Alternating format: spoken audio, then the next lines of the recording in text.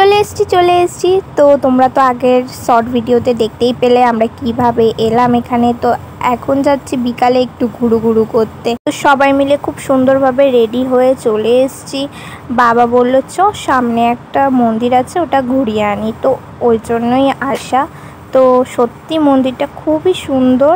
তো হাঁটতে হাঁটতে চলে গেলাম মন্দিরের ভেতরে। তো এই মন্দিরটা ছিল পুরোটাই রাধা কৃষ্ণের। তো আমার রাধা কৃষ্ণ খুব ভালো লাগে। দেখেছো চারিপাশটা কি সুন্দর লাগছে, তাই না? আর ভেতরটাও খুব সুন্দর।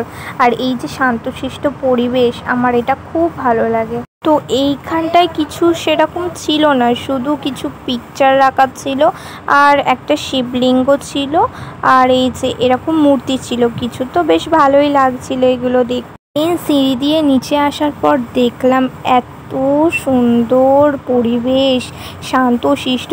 আর এই যে এখানে রাধাকৃষ্ণের পুরো থিমটা রয়েছে, যে কিভাবে অসুরবধ করেছিল, তারপর মানে মানে রাধাকৃষ্ণের যা যা হয় সব এখান দিয়ে ছিল। আর এই যে এই জিনিসটা কি সুন্দর বলো, রাধাকৃষ্ণ দাঁড়িয়ে রয়েছে আর এই যে চারিপাশে মেয়েরা সব নাচ করছে। এই জিনিসটা কিন্তু খুব ভালো লাগে। যারা রাধাকৃষ্ণ দেখেছো তারা তো অবশ্যই জানো এগুলো। তো আমারও ভীষণ ভালো লাগে। কি সুন্দর দেখো, সব কিছু থিম করে সাজানো রয়েছে আর লেখা রয়েছে। সত্যি বলতে ভেতরটা খুবই সুন্দর ছিল। আর বাইরে এই যে পাহাড়ের ওপরের যে শিবটা ছিল, এই শিবের মাথা থেকে ঝর্ণা পড়ে, এই জিনিসটা আমার দেখার খুব ইচ্ছে ছিল, কিন্তু আমরা যখন গিয়েছিলাম সেটা হচ্ছিল না। হোটেলে ফিরে আসার সময় একটু মেলাটা ঘুরে নিলাম, মানে যেটা সামনে বসে বাজার টাইপসের ওই জিনিসটা। তো ঠাকুরের জিনিসপত্র দেখলে চোখে তাক লেগে যাবে, সত্যি বলতে খুবই সুন্দর। কিন্তু এখানে জিনিসপত্রের প্রচণ্ড দাম। আর এই হোটেলটা দেখো কি সুন্দর না। দিন রাত্রে আমরা চলে এসেছিলাম এই শ্মশানে। তো এখানে প্রচুর মোমবাতি জ্বলছিল, শুধু সেগুলোই দেখা যাচ্ছিল, লোকজনকে দেখা যাচ্ছিল, কিন্তু এখানে প্রচুর লোকজন ছিল। আর এখানে একটু কীর্তন টাইপসের কিছু হচ্ছিল, আমি বুঝি না যদিও কি হচ্ছিল। রাতের বেলা একটু মন্দিরে ঢুকেছিলাম। তো রাত্রেও অনেকেই পুজো দিচ্ছিল, কিন্তু আমরা আর আজকে পুজো দিইনি। আমরা কালকে একেবারে পুজো দেব ভোর লাইন দিয়ে। তাই জন্য মানে আমরা শুক্রবার ওখানে গিয়েছিলাম আর শনিবার পুজো দেব বলে ঠিক করে রেখেছিলাম। সত্যি বলতে মাকে ভীষণ ভালোবাসে সবাই। তা না হলে দেখো এখানে এই লোকটা শুয়ে পড়ে নমস্কার করছে, তার মানে বুঝতে পারছো মা কতটা জাগ্রত। দেন চলে এলাম একটু ফুচকা খেতে। আমি তো ফুচকা খেয়ে নিচ্ছিলাম আর বান্ধবীর আগেই খাওয়া হয়ে গেছিলো। তো ওকে বললাম নে তুই আর একটা খা আমার থেকে, তাই ওকে দিচ্ছিলাম। দেন চলে এলাম হোটেলে। সেই দেখো সবাই মিলে বসেছিলাম। এই দেখো আমার পুচকুটাকে দেখো, পুরো ছেলে লাগছে, তাই না বলো? ও এমনই, ওকে ছেলে ড্রেস পরালে ছেলে লাগে, মেয়ে ড্রেস পরালে মেয়ে লাগে, একদম পুচকু আমার। আর এই দেখো এখানে সবাই টাটা করে দিল। পরদিন সকালে ভোর উঠে পড়ে রেডি হয়ে নিয়েছি। আর এখানে পুচকু এখনও ঘুমাচ্ছে। দেখতেই পাচ্ছ এখানে সবাই এখনও রেডি হয়নি পুরোপুরি, সবাই রেডি হচ্ছে একে একে। দেন তাড়াতাড়ি করা হচ্ছিল, যে লাইন পড়ে যাবে, অনেক তাড়াতাড়ি যেতে হবে। তো তারপর বেরিয়ে পড়লাম ঝটপট। এই দেখো সবাই মিলে তাড়াহুড়ো করে হাঁটা হচ্ছে পুজো দিতে যাবে বলে। তো গিয়ে দেখি ওরে বাপরে কত লাইন। আমরা ভেবেছিলাম যে একটু কম হবে, কিন্তু শনিবারের পুজো বলে কথা, লাইন হবে না এটা কি করে হয়। সেই কোনায় লাইন দিতে হয়েছে। তো বসেছিলাম আমরা। আর এখানে দেখো পুচুটা কিরম দেখছে। তো দেখতেই পাচ্ছ কত লাইন পড়েছে। আমার তো লাইন দেখে রীতিমতো কপালে হাত। কিছুক্ষণ লাইনে দাঁড়িয়ে থাকার পরে একটা ব্রাহ্মণ এসেছিল। তো ব্রাহ্মণটাকে দিয়ে মেনলি পুজো দেওয়া হয়েছিল। তো সবথেকে বড় কথা কি জানো, এখানে টাকা নেওয়ার ব্যাপার আছে একটা। যারা টাকা দিয়ে লাইন দিচ্ছে তাদেরকে বেশি ছাড়ছে, আর যারা টাকা দিচ্ছে না মানে জেনারেল সাইড দিয়ে এমনি গিয়ে পুজো দিচ্ছে তাদের দেরি করে ছাড়া হচ্ছে, একজন করে ছাড়া হচ্ছে। তাহলে দেখেছো পুজোর নামেও কত এখন পলিটিক্স চলছে। এগুলো কি ঠিক তোমরাই বলো? সবাই তো মাকে পুজো দিতে এসেছে, তাহলে সমানভাবে সবাই পুজো দেবে। দেন যাই হোক আমরা পুজো টুজো দিলাম, প্রসাদ খেলাম দেখতেই পেলে। আর মাকে তোমাদের সাথে শেয়ার করতে পারিনি, সরি, কারণ প্রচুর ভিড় ছিল, আমরা নিজেরাই ঠিকঠাক করে দেখতে পারিনি। তা তোমাদের কি দেখাবো বলো। কিন্তু মায়ের মুখটা অসাধারণ। মায়ের মুখের দিকে তাকিয়ে থাকলে না আর কোনো দিকে তাকাতে ইচ্ছা করবে না, এতটাই সুন্দর মায়ের রূপ। দিনের বেলায় শ্মশানে চলে এলাম, যেহেতু রাত্রিরা অতটাও কিছু দেখতে পাইনি, তো সকালবেলা এসে নদীটা দেখলাম।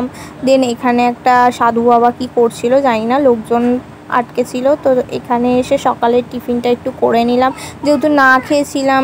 দেন হোটেল ছাড়ার সময় হয়ে গিয়েছিলো, তো তাড়াতাড়ি রেডি হয়ে বেরিয়ে পড়লাম, যেহেতু ট্রেন আছে দুপুরবেলায়। তো দেখতেই পাচ্ছ অটো করে বেরিয়ে পড়েছি সবাই মিলে বাড়ি যাওয়ার উদ্দেশ্যে। ও হ্যাঁ হ্যাঁ, তোমাদের সাথে আর একটা কথা শেয়ার করতে ভুলে যাচ্ছিলাম। তারাপীঠে মায়ের কাছে নাকি কোনো ইচ্ছে সুতো দিয়ে বেঁধে লিখে যদি বাঁধা যায় ওই জায়গাটায়, তাহলে নাকি ইচ্ছে পূরণ হয়। আর যদি ইচ্ছে পূরণ হয় তাহলে সেই ধাগাটা আবার খুলে দিতে আসতে হয়। তোমাদের কারোর সাথে এরকম হয়েছে কিনা অবশ্যই আমাকে জানিও তো, যে তোমাদের ইচ্ছে পূরণ হয়েছে কিনা। তাহলে আমি নেক্সট টাইম আবার যখন যাব অবশ্যই একটা নিজের ইচ্ছে পূরণের কথা লিখে আসবো। দেখতেই পেলে অটো থেকে নেমে টিকিট কাটা হয়ে গেছে। দেন আমরা একটু চলে এসেছি দুপুরে লাঞ্চ করব বলে, কারণ অনেকটা ট্রেন জার্নি করতে হবে, তো কিছু তো খেতে হয়। তো দেখতে পেলে আমার পুচকুটা আমার সাথে খেলছিল। দেন এখানে দেখি ট্রেন দাঁড়িয়ে আছে অলরেডি, তো চলে এলাম, এসে উঠে গেলাম ট্রেনে। তো ট্রেন ছেড়ে দিয়েছে, তো দেখতেই পাচ্ছি। তো এখানে মধুরানী আমার হেডফোনটা কানে দিয়ে দিব্যি ঘুমাচ্ছে, আর আমার তো চোখ ঘুমে ভরে যাচ্ছে, কিন্তু আমি ঘুমোতে পারছি না, এত হাওয়া দিচ্ছে, মনে হচ্ছে উড়িয়ে নিয়ে চলে যাবে। তো চলে এলাম বর্ধমান স্টেশন।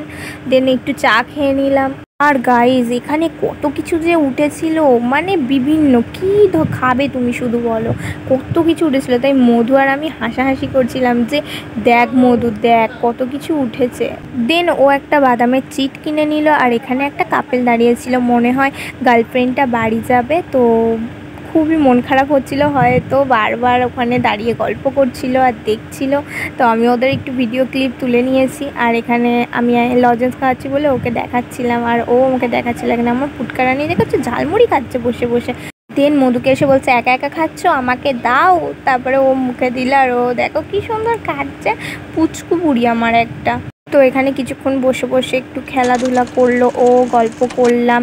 দেন এখানে আমি একটু মুখ চোখগুলোর অবস্থা দেখছিলাম যে কি অবস্থা, সব হাল বেহাল হয়ে গেছে হাওয়াতে।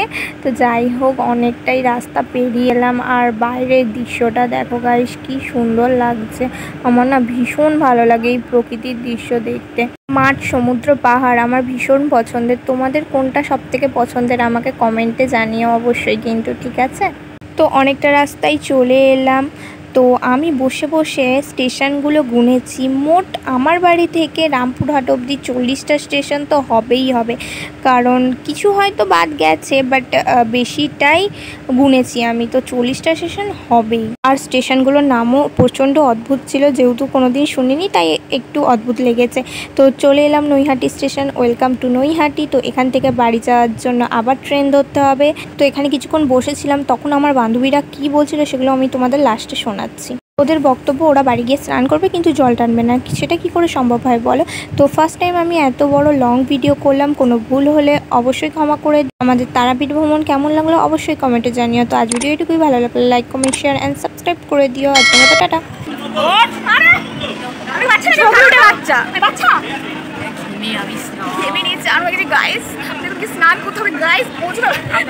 আপনাদের বাড়িতে যদি জল থেকে একটু ঠান্ডা ঠান্ডা জল একটু, আমাদের বাড়িতে তো চাপ কল, আপনাদের যদি একটু কল হয় ভালো হয়, ভালো হয়। তাহলে আমাদের কষ্ট করে চাপ কলটা চিপে সেই চাপ কলে যদি চান করতে হয় তাহলে আর যাবো না, বাড়িতেই যাবো। এত কষ্ট গাছ, একটু বলছো কষ্টটা। আর আপনাদের বাড়িতে যদি ফ্রি থাকে তাহলে একটু কোল্ড ড্রিঙ্কস বানিয়ে রাখেন, আমরা যাবো গিয়ে খাবো। আপনার করতে হবে না, কেউ আমার ফ্যানই না, কেউ বানাবেও না, চিন্তা করছি না।